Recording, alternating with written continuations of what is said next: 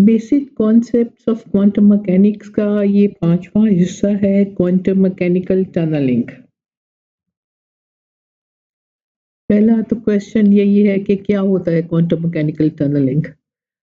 अब पहले इसको एक क्लासिकल मैकेनिक्स के हिसाब से समझ लीजिए। सपोज एक पार्टिकल है या कोई शख्स है जिसने ये एक रुकावट पार करनी है या एक समझिए कि एक पहाड़ चढ़ना है, तो उसको वो तभी कर सकेगा ना जब उसके पास इतनी एनर्जी हो कि वो चोटी तक पहुंच सके। अगर इतनी एनर्जी नहीं है तो ये पॉसिबल नहीं है उसको पहाड़ के दूसरी तरफ जाना या रुकावट की दूसरी तरफ जाना, इधर पहुंचना। मगर फिर एक सूरत है कि वो इस तरफ जा सकता है, अगर उसके पास एनर्जी नहीं है, टनल बन जाए, यहाँ सुरंग बन जाए एक, तो उसमें से ये गुजर के चला जाए।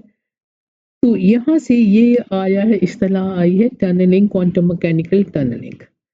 कि जब कोई पार्टिकल जिसके पास इतनी एनर्जी नहीं होती कि वो यहाँ से यहाँ जा सके, मगर वो चला जाता है, और ये सिर्फ क्वांटम मैकेनिकल पार्टिकल्स करते हैं, क्लासिकल मैकेनिक्स में ऐसे नहीं हो सकता, तो उसको क्वांटम मैकेनिकल टनलिंग कहते हैं। अब इसी तरह इसको अब थोड़ा सा हम मैथमेटिकली देखते हैं। पहले क्लासिकल मैकेनिक्स देख लें। एक बॉल आ रहा है विद वेलोसिटी v, ये एक रुकावट आ गई, बैरियर आ गया।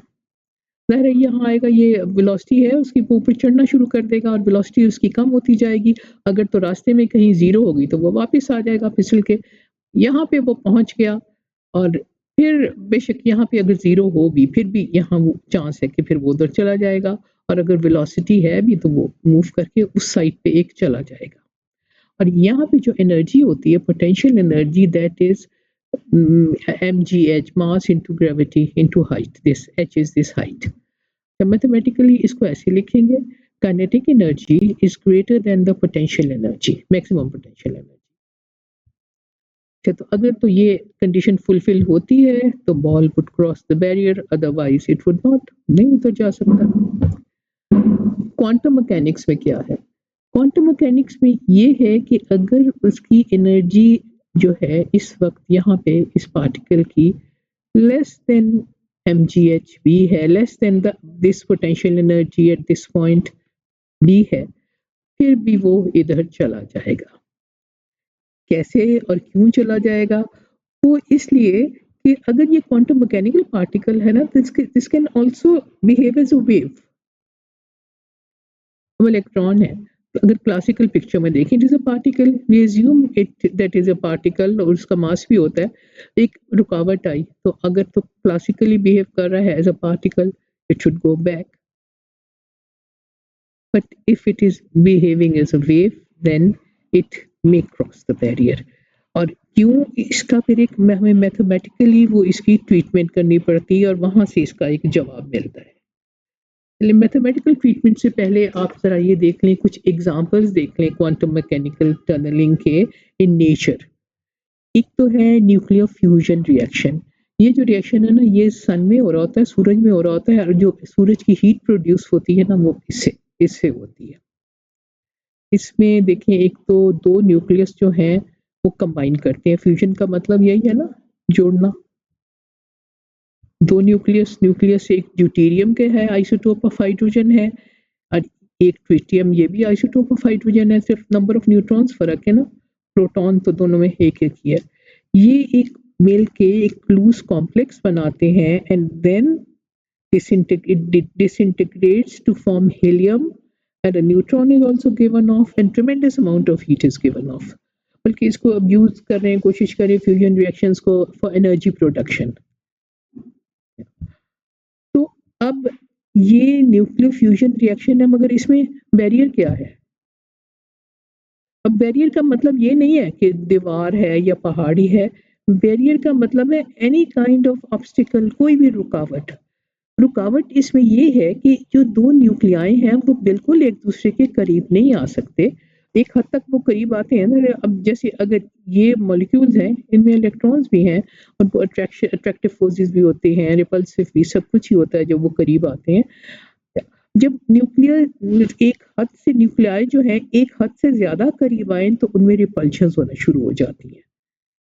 क्योंकि आप ये देखें, इसके ऊपर भी पॉजिटिव चार्ज है प्रोटॉन पे, इस पे भी पॉजिटिव चार्ज है, पॉजिटिव पॉजिटिव, तो रिपल्शन होती है उनमें, तो रिपल्शन होगी। उस रिपल्शन को ओवरकम करना होगा। तो इसमें बैरियर ये है, ये जो रिपल्सिव एनर्जी है। बहरहाल बैरियर को ओवरकम करके वो इकट्ठे होते हैं एंड देन दे ब्रेक। दूसरा जो है न्यूक्लियर फिशन रिएक्शन।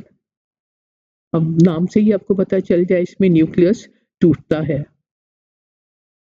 और ये जो जहाँ पे न्यूक्लियस टूटता है और उसमें से अल्फा बीटा या गामा रेज निकलती हैं, उनको रेडियो एक्टिव एलिमेंट्स कहते हैं। जनरली ये बहुत जो हाई नंबर ऑफ न्यूक्लॉन्स होते हैं, मास नंबर जिनका ज्यादा होता है।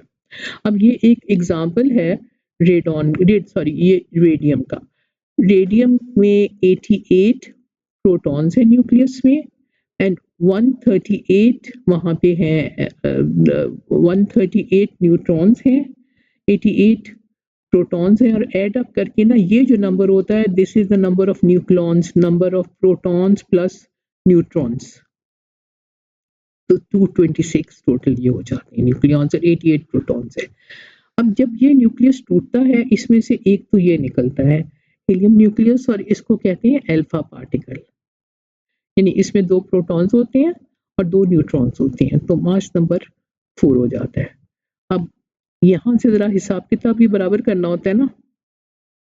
Law of conservation of mass 88 है, 2 निकल गए, तो अब कितने प्रोटॉन्स रह गए न्यूक्लियस में? 86 और ये 226 थे nucleons, total number of protons plus neutrons 4 निकल गए। यहाँ कितने रह गए? 222। और ये आपको पता ही है ना कि जब नंबर ऑफ प्रोटॉन्स चेंज हो जाए तो एलिमेंट चेंज हो जाता है, कोई नया एलिमेंट बन जाता है। तो अब जो नया एलिमेंट बना है, दिस इज रेडॉन। तो अब ये हो गया न्यूक्लियर फिशन रिएक्शन। अब इसमें क्या वो है, रुकावट क्या है, बैरियर क्या है? इसमें बैरियर ये है कि जो न्यूक्लियॉन्स होते हैं, particles in the nucleus, protons and neutrons, they have an attraction, उनको अट्रैक्ट करते हैं और बाइंडिंग एनर्जी होती है उनकी। अब उसको ओवरकम करना है, उसको ओवरकम करके बहरहाल ये वहाँ यहाँ पे निकलता है। और इसमें भी बहुत ज़्यादा एनर्जी रिलीज होती है, जो सब न्यूक्लियर रिएक्टर्स और वो सब कुछ, उसमें ज़्यादातर फिशन रिएक्शंस ही होते हैं ना, यूरेनियम की फिशन होती है, आइसोटोपिक यूरेनियम या पोलोनियम की, और न्यूक्लियर बॉम्ब के भी यही फिशन रिएक्शन ही होता है। अब इसकी एक मैथमेटिकल ट्रीटमेंट चाहिए, क्योंकि ठीक है वो एक फिनोमेना तो ऑब्जर्व हो गया, एक्सप्लेनेशन ऑफ टनलिंग। अब अगर पार्टिकल्स वेव्स की तरफ बिहेव कर रहे हैं तो उनका वेव फंक्शन निकालने के लिए एक श्रोडिंगर वेव इक्वेशन है। श्रोडिंगर वेव इक्वेशन को सॉल्व करके हमें वेव फंक्शन मिल जाता है। वेव फंक्शन मैथमेटिकल एक्सप्रेशन मैंने पहले भी आपको बताया पिछले लेक्चर में, बस उसको प्लॉट कर लिया जाता है तो ये आपके पास वेव की फॉर्म आ जाती है। तो सबसे पहले इस रीजन में श्रोडिंगर वेव इक्वेशन यूज करके वेव फंक्शन निकाला और उसको प्लॉट किया, तो ये इस तरह की वेव आ गई। दूसरा रीजन कौन सा आ जाता है? दूसरा रीजन ये आ जाता है जो बैरियर है, और यहाँ पे जब श्रोडिंगर वेव इक्वेशन से सॉल्व किया जाता है और एक्सप्रेशन निकाल के प्लॉट किया जाता है, तो इस तरह का ये ग्राफ आता है। एक्सपोनेंशियल है, एक्सपोनेंशियल डिके है इसका। और इसके बाद यहाँ पे बैरियर तक पहुंच के अगर ये जीरो ना हो जाए, जीरो हो जाए तो बस टनलिंग नहीं हुई ना, खत्म हो गया, वेव खत्म हो गई। यहाँ पे अब ये जीरो नहीं हुई, ये इससे बाहर निकल के इस रीजन में, जो कि फॉरबिडन रीजन है फॉर क्लासिकल पार्टिकल्स, तो इस रीजन में आके वो दोबारा वेव की तरह इस फॉर्म में आ जाता है। ये भी डिराइव हो जाती है एक्सप्रेशन। अब आपको नजर क्या आ रहा है? इसमें वेव तो है, इधर भी है, इधर भी है, सिर्फ इसकी प्रोबेबिलिटी यहाँ पर कम हो गई है। ये साई है ना, अब ये देखिए ये एक्स होता है, मैंने आपको पहले भी बताया था ना, जब वेव्स को प्लॉट करते हैं ये एक्स है और ये जो है ये साई है, एम्पलीट्यूड ऑफ द वेव। तो यहाँ पे अगर एम्पलीट्यूड ऑफ द वेव इतना है, अब यहाँ पे एम्पलीट्यूड ऑफ द वेव कम हो गया और साई स्क्वायर प्रोबेबिलिटी होती है, प्रोबेबिलिटी भी कम हो गई है।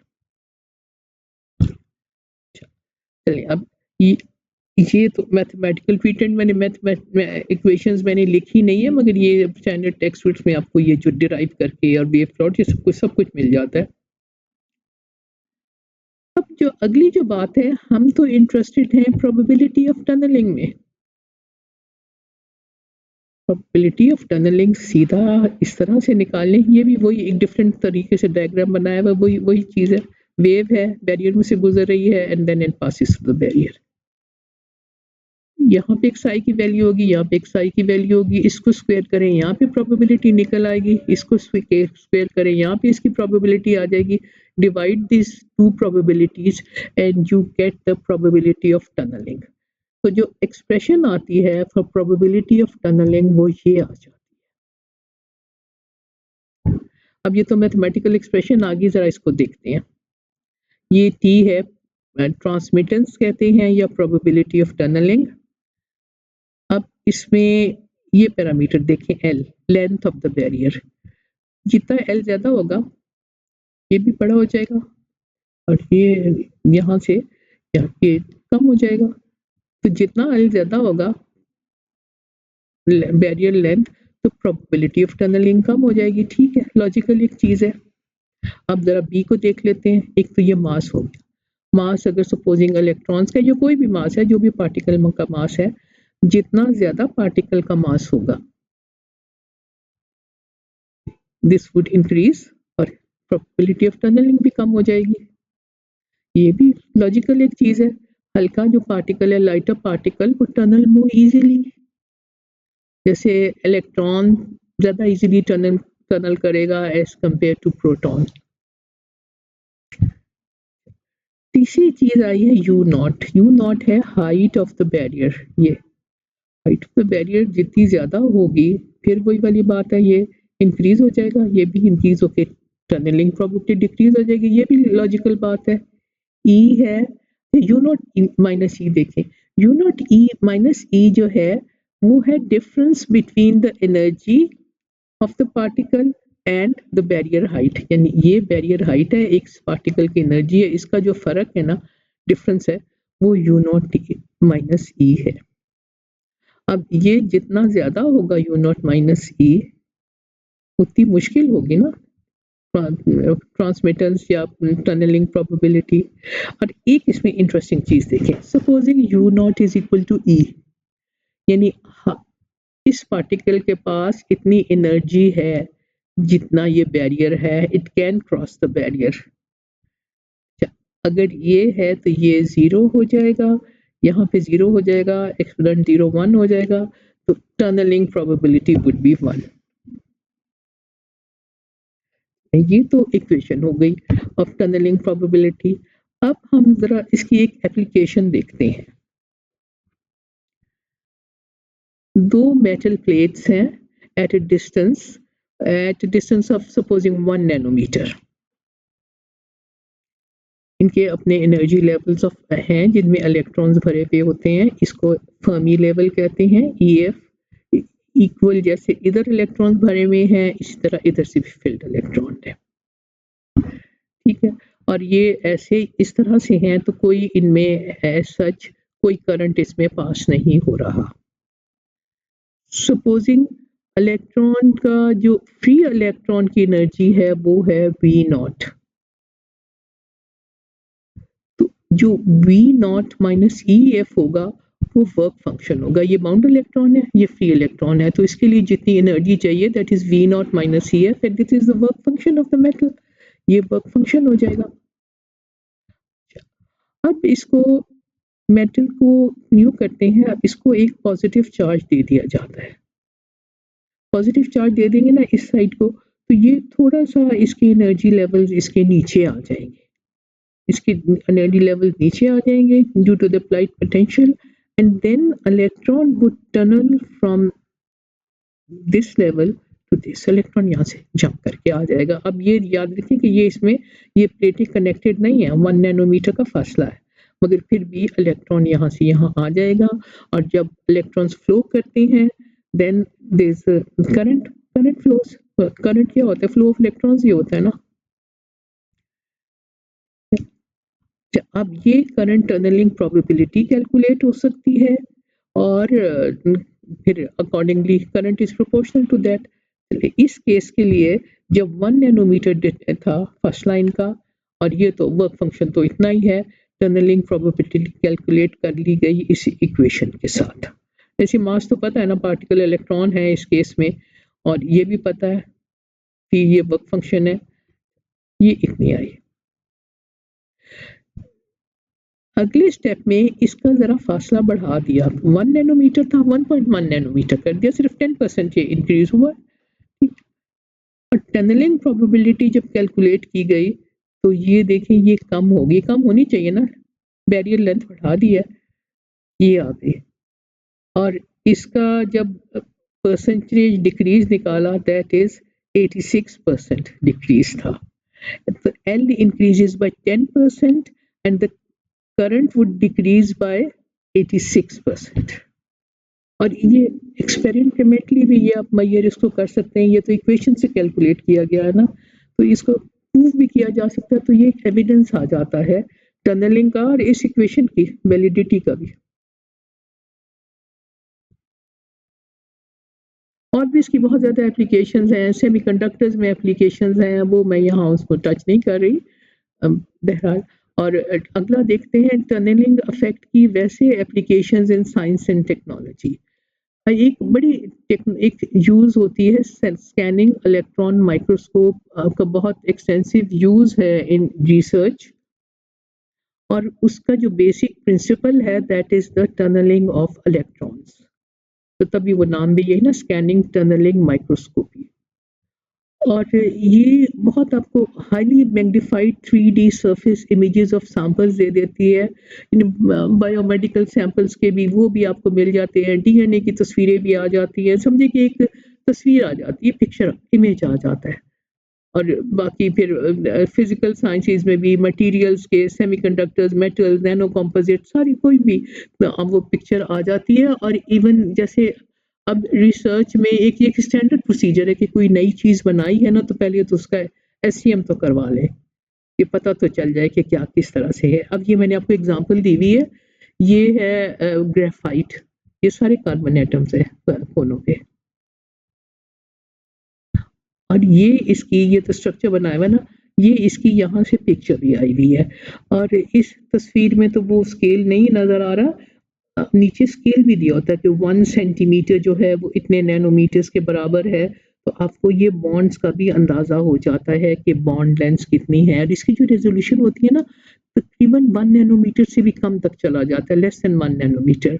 और जो लाइट माइक्रोस्कोप्स होती हैं जिसमें लाइट वेव्स यूज करते हैं, उनकी 200 नैनोमीटर्स तक है, बस उससे नीचे वो नहीं जा सकते, वहां तक रेजोल्यूशन होती है, मगर इसकी इतनी कम रेजोल्यूशन है। और इसको बिल्कुल एज अ रिसर्च टूल तो बहुत एक्सटेंसिवली यूज होता है इसमें।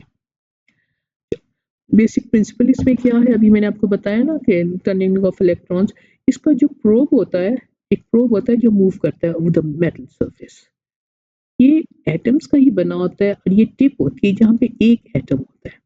और जब और इसको एक बायस दे देते हैं, वोल्टेज दे देते हैं, नेगेटिव वोल्टेज दे सकते हैं, पॉजिटिव वोल्टेज दे सकते हैं। इसको नेगेटिव देंगे तो इस पे से इलेक्ट्रॉन टनल करेंगे टू दिस सरफेस, जो सरफेस डिटेक्ट कर रहे हैं, और अगर पॉजिटिव दे देंगे तो उल्टी भी टनलिंग हो सकती है। अच्छा, तो ठीक है, तो ये फिर उसके ऊपर स्कैनिंग करता है on the surface, 3D scanning करके, और फिर कंप्यूटराइज्ड इमेजेस बनते हैं सारे। अब इसमें अगर यह लेस देन 1 नैनोमीटर आ गया तो यहाँ टनलिंग हो रही है, फासला ज़्यादा कर देंगे तो टनलिंग नहीं होगी, तो वो एडजस्टेबल होता है सब कुछ। ये this is just one of the applications of tunneling. और एक बड़ी जो इंटरेस्टिंग चीज़ है कि इस साल का नोबेल प्राइज फिजिक्स में वो quantum tunneling at microscopic macroscopic level उनको मिला है, और this is for the discovery of macroscopic quantum mechanical tunneling and energy quantization in an electric circuit. यानी क्वांटम इलेक्ट्रॉन्स टनल करते हैं, और वो डिटेल्स अब उसमें आप देख सकते हैं, आप उसमें जाकर बहुत इंटरेस्टिंग ये चीज़ है। और इसकी आगे को इसकी जो एप्लीकेशंस है ना, वो क्वांटम कंप्यूटिंग में बहुत ज़्यादा है। ये इन तीन साइंटिस्ट को ये मिला है। और ये भी मैं आपको यहाँ बता दूं कि ये नोबेल प्राइज इन फिजिक्स का ये इसमें क्वांटम मैकेनिकल टनलिंग को मिला है जिन लोगों ने इस पे काम किया था और इस साल को भी डिक्लेयर किया गया था 2025 को the year of quantum mechanics quantum science and year of quantum science and technology international year of quantum science and technology. चलिए हम क्वांटम मैकेनिक्स की ये जो है ये one of the most strange concepts है, काफ़ी वियर्ड कॉन्सेप्ट है। यानी एक पार्टिकल है और वो ऐसी रीजन में चला जाता है which is the forbidden region classical mechanics में वो इलाका है ममनुआ है, मगर इनके इनके लिए नहीं है, क्वांटम पार्टिकल्स के लिए नहीं है, वो उस रीजन में चले जाते हैं।